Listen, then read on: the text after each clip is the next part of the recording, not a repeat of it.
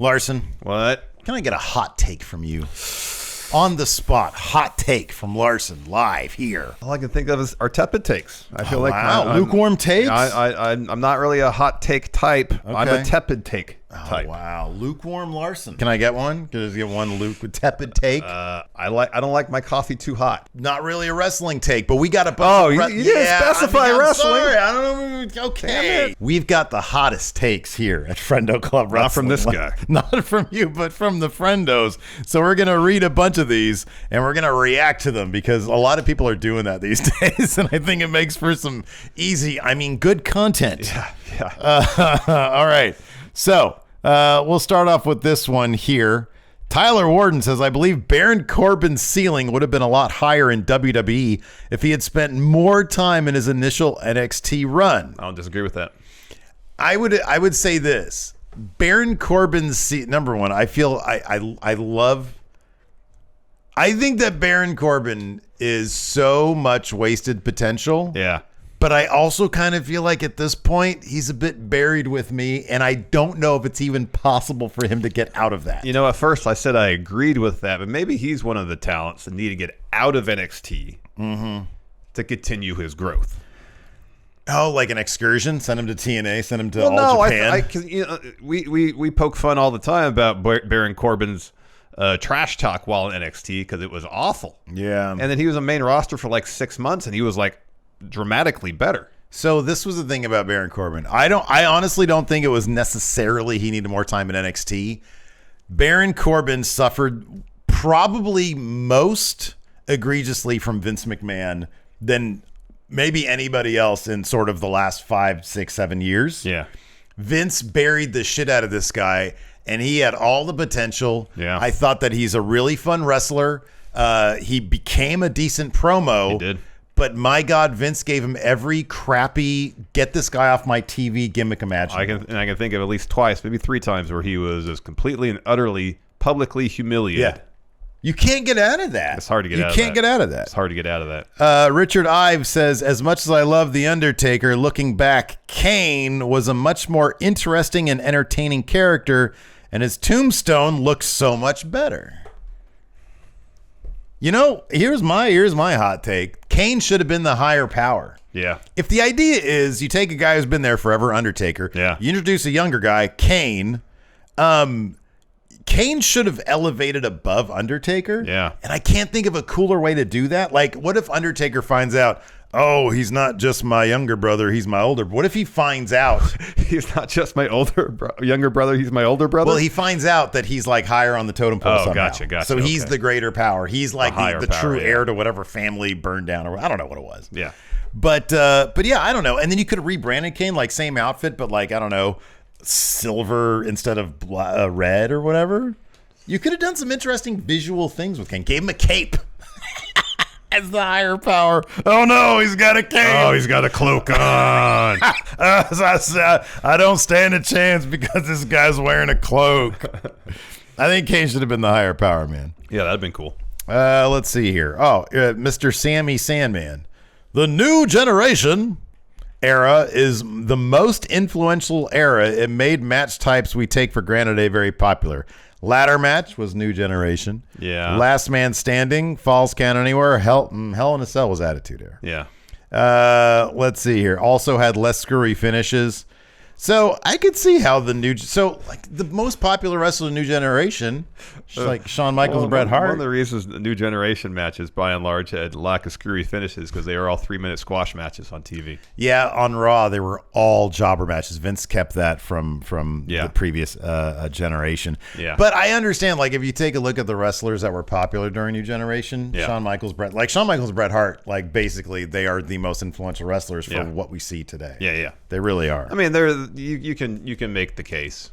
You know, it was a time where Vince was obviously just trying new things. Mm-hmm. So here's one I don't know about, but it's a hot take, so you know it's supposed to be controversial. Yeah.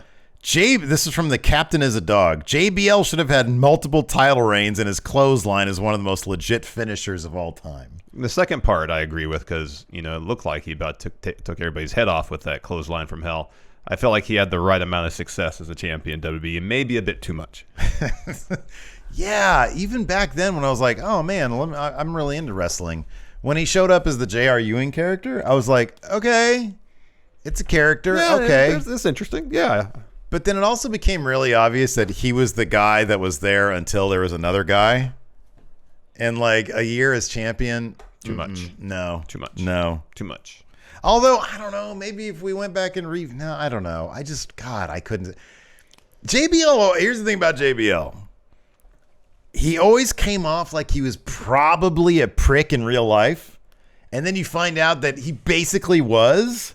And I just don't want to see those people on my TV. Same. And I always understood that back then. I was like, I kind of feel like this guy's just a prick. Oh, here we go. I like this one. This one might make the thumbnail. Ooh. From AJ Daniels. Yeah. The ruthless aggression era is better. It's the better sign than the attitude era. It's not the first time I've heard that claim.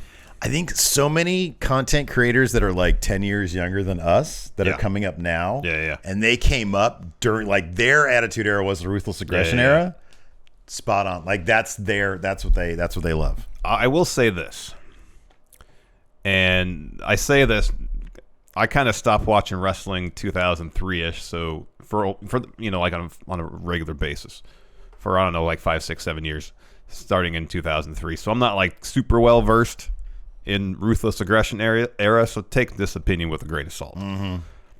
I felt like the overall vibe, especially on pay-per-view of ruthless aggression era, was a lot more emphasis on putting on better matches. That's true. That's totally as true. opposed to attitude era. Yeah, absolutely. 1,000%. Yeah. Like, yeah, I mean, you got to separate, you got to try to separate the nostalgia, that you have for stuff. Mm-hmm. To me, there was nothing more interesting going back and even looking at it, like from growing up and watching it as like, late teens, early 20s, the war between WCW and Monday Night War and WWF. Like to see how much they were both really trying to bring it, to me, trumps ruthless aggression era. Plus when you have like Austin at his top, DX, The Rock, all like sort of firing on all cylinders, that to me is the shit. But I totally understand. Yeah. And I think you're absolutely right. I think in terms of like when you bring in Guerrero, Benoit, guys like that, Kurt Angle really came alive. Yeah. Like when you bring in those guys, it's like, fuck yeah, they had some matches back then. RVD, and I know a lot of the people we're mentioning were either around during the Attitude Era or came in late in the Attitude Era. But even like Edge and Christian, when they broke up and became singles wrestlers. Yeah. So much more emphasis it felt like was put on in-ring action, not just on pay-per-views, but on TV. Yeah, right. And that they had that advantage over the Attitude Era for sure. Because again, a lot of the Attitude Era TV matches, especially, you look at the rundown of Raw in like '98, 3 minutes. Oh, they were minutes, Russo didn't seconds. like he wasn't into the actual wrestling. Jeremy Slavin says, I don't hate the spinner title. I think because of this is actually a really cool take. I think because of its association with Cena, anyone who held the title had symbolically taken a piece of him. Edge and Punk especially, who served as Cena's great rivals during that time, carrying that belt around really put over that they beat Cena. It makes the chase for the belt more personal as it was his title. It's ridiculous that it just says champ, though. But then again, that's so part of Cena's gimmick. I like that take on it. I do, too. Like, they took it off Cena, who's the chosen guy, and they wore it proudly that they beat him. Because the belt is an extension of John Cena. Yeah. That's a really cool take on it. Interesting take. I don't really hate I hate the U.S. spinner title. That thing is awful. That thing is horrible. Yeah, that's awful. It's ugly as shit. It is ugly. But the general idea of the spinner title in general, I'm not necessarily opposed to. Guardian Ape says WWE is more popular today than it was in the Attitude Era. I disagree with that. It's a bigger business now. It is a much larger business. I don't have metrics in front of me. I feel like WWE's overall global reach is probably much greater now than it was in the Attitude Era, and therefore around the world it might be more popular. And obviously, yes, from a business standpoint, they're probably making more money, even adjusted for inflation and all that, than they ever have. But in terms of capturing the zeitgeist, nothing replicated the Attitude Era. Yeah, dude, you got to understand. They were putting on like Super Bowl commercials. Like, you don't understand. Everybody knew to this day, When we tell people what we do, 9 times out of 10, they bring up Stone Cold Steve Austin or The Rock. Like, that is the reach of the Attitude Era. You go and you because I did this. I've mentioned this on the show before. I went and I gave a talk to my 8-year-old's class about how to do YouTube stuff. And I asked them, I was like, who here knows what WWE is? Nobody raised their hands. And back then, even when it was geared towards college kids, everybody knew what it was. Everybody knew what it was, yep. Everybody knew what it was. Everybody knew. Help support Friendo Club by going to patreon.com/Steven Larson or clicking join at youtube.com/Steven Larson. Access to bonus episodes, question threads for the Going In Raw podcast, and entry to our monthly wrestling predictions challenges. Join the Friendo Club today.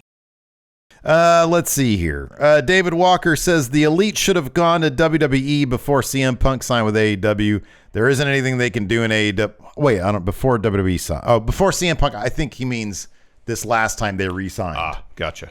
Says there isn't anything they can do in AEW that will feel fresh, and the brand doesn't need them. I'm gonna say this, with the exception of Hangman Adam Page. I think that 2017, or 2019 rather, it was either then or never. Yeah. Because I don't even know what they would bring to WWE now. You look at Kenny Omega. He's beat up. And you look at the Young Bucks, I kind of feel like, I don't know, this is probably bad. I kind of feel like the Young Bucks have shown that what they have to offer has kind of a low ceiling. Like, bro, how many times have we watched the matches that they do in AEW, and after a certain number of them, you're just like, yeah, you know, move. One of the best tag matches I've ever seen in my life. Yeah. One of the best matches I've ever seen in my life, Golden Lovers versus Young Bucks. I have all the respect in the world. Yeah. But in terms of being able, they're EVPs. Yeah. And creatively speaking, have they done anything interesting since, like, I don't know, the first 2 years of AEW? Their involvement in, like, the Hangman Kenny story is still the most interesting thing they've done. Yeah. And that was basically just them being supporting members of, you know, Hangman's story. Yeah. And I think besides him, taking him out of it, I think that dude's going to have a long career. I think there's a lot of stuff he can do. Oh, yeah. But, like, the Bucks and Kenny, I mean, Kenny 2017 is not the Kenny of 2023. No. You know, I wonder if part of it, too, is if Kenny and the Young Bucks realize that they have more career behind them than in front of them, and so they're using, you know, what cachet they have to help elevate potentially other talent. That would explain why Kenny lost to Keshta twice. I think Kenny is that way. Yeah. I think Kenny I think that's a singular Kenny thing. I think when the Young Bucks come back, they're going to try damn hard to. It's entirely possible. I think they're going to try to get I don't feel like it, and I could be wrong, that in terms of winning championships, at least, like the Young Bucks have really tried to flex their EVP muscle very much. They had that one title reign, and they had them again really quickly. It's a weird situation to be in. It is. You don't want to make your promotion feel like a vanity project. I get right. that. Yeah. A Curse Talk says Bret Hart was just a product of his time and should not be regarded as one of the best technical wrestlers of all time.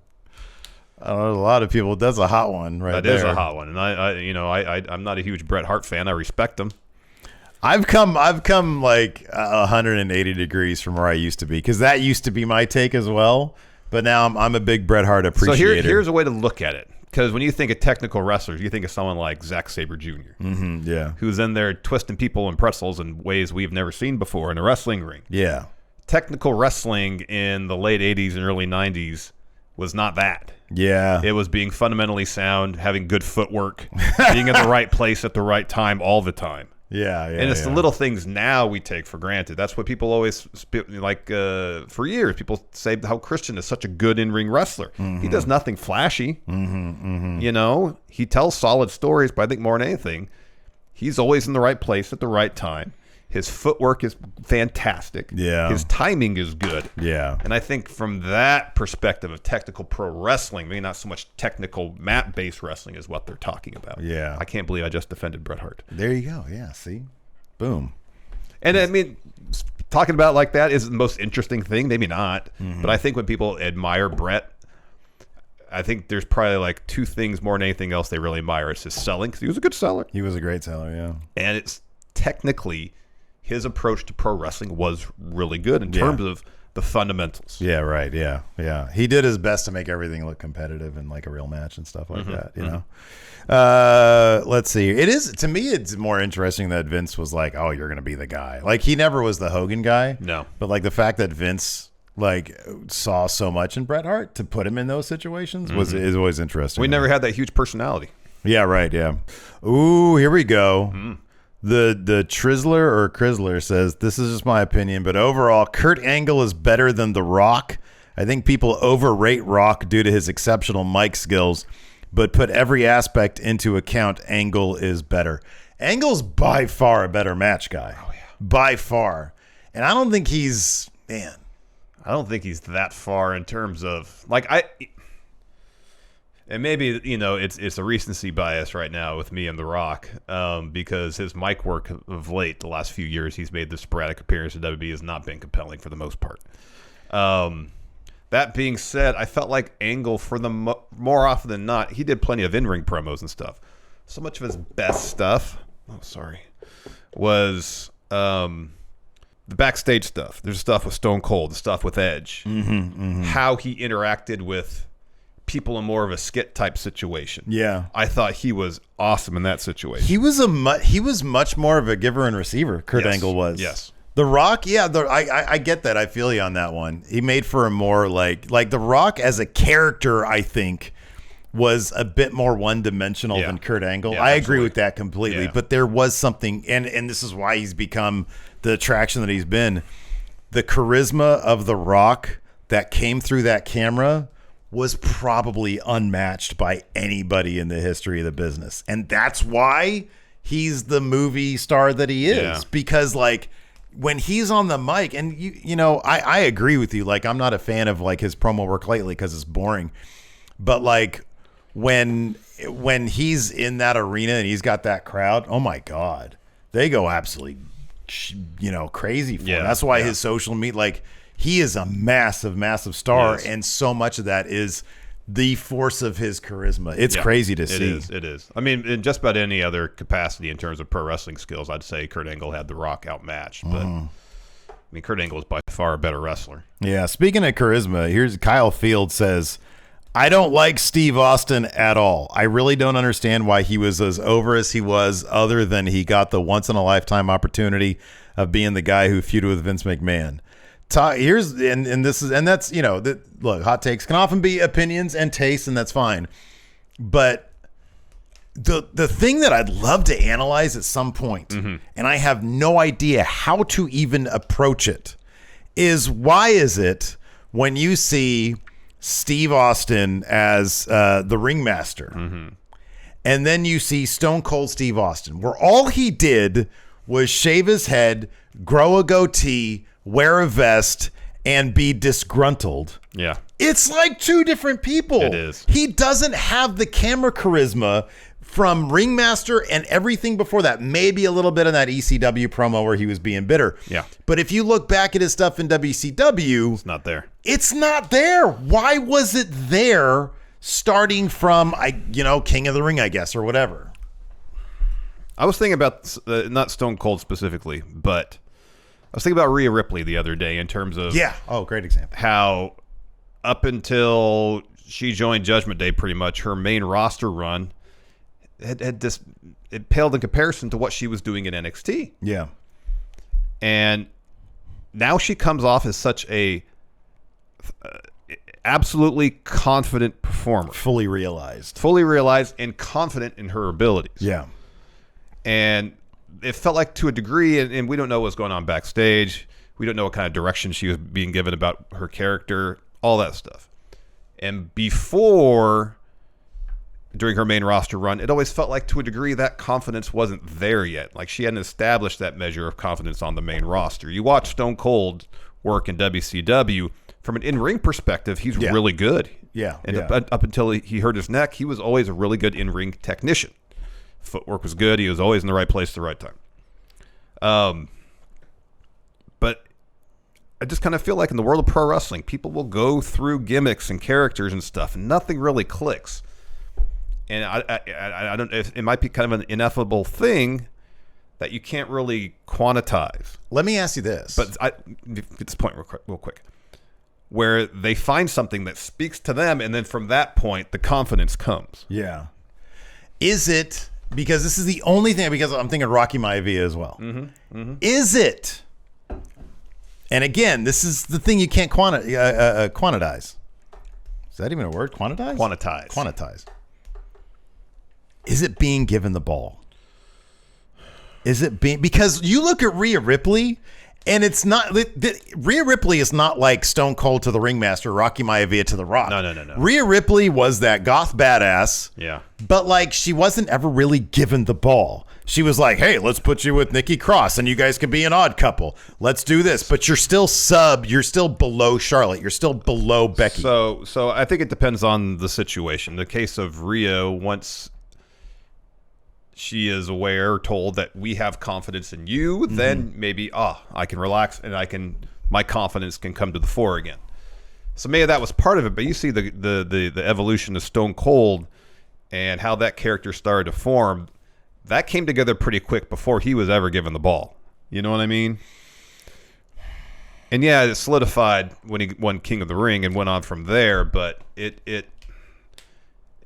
obviously, I think there's a give and take in that. I think once you know whoever is in the world of pro wrestling, whoever's you're working for has confidence in you, then maybe there is a situation where you can relax and be like, all right, now it's about finding the confidence in myself to be the performer I know I can be. Yeah. I think confidence. I think that has a lot to do with it, finding yourself, because it's like with Rhea Ripley, it's like, okay, you're going to be friends with Nikki Cross. Yeah. Rhea Ripley right now would never be friends with Nikki Cross. No.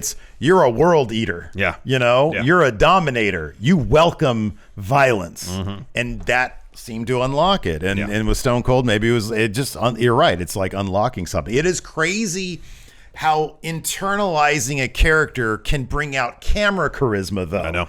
So I don't know. That's just kind of cool. That's just it's interesting to me. Yeah, it is an interesting. Somebody could just like find it and then it translates. So that's the thing. It translates. But one aspect of charisma is portraying confidence, though, too. Confidence in yourself, confidence in your ability. So I guess once you find that inner confidence, then you can project some measure of it. I don't know. Yeah. Anyways, what a great discussion here to have here on the Friendo Club Wrestling Channel. Thanks for your hot takes. We're going to do this every week, Larson. Sure. Every week, more hot takes. We'll put up the community thread tab thing, and then you guys post more of them, and